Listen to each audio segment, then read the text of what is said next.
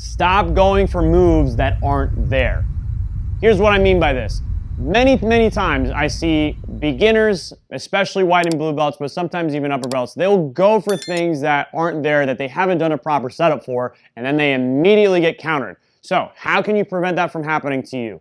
Well, you have to make sure that you have the proper grip and position advantages before you go for a move. It sounds simple, but if you don't do those things, if you shoot for something out of position, if you go for something without having the proper grip advantages, a good guy, even a decent guy or someone that barely knows what they're doing, there's a great chance that they're going to counter you and squash you, and you'll end up in a much worse position than if you had been a little bit more patient and tried to set it up in a little bit of a better way. So you got to make sure that you get your proper grips and that you're in good position before you go for moves. Now, you could say, well, I'm trying something new and I don't quite know what I need to do in order to get this move.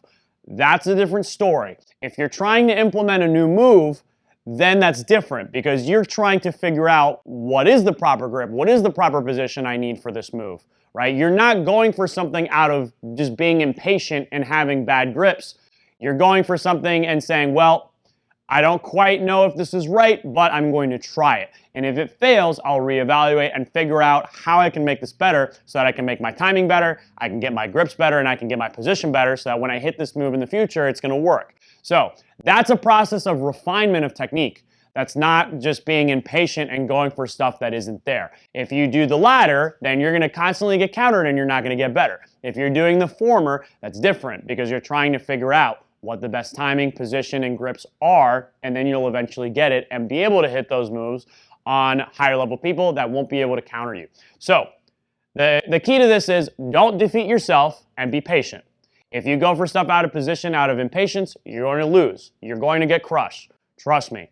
If you're patient and you make sure you set things up properly and you only go for things when you have the proper technique, position, grips, etc., then you're going to be successful. So you want to make sure that you're doing that, guys, and not just going for stuff because, you know, whatever. It's been 30 seconds and nothing's happened, right?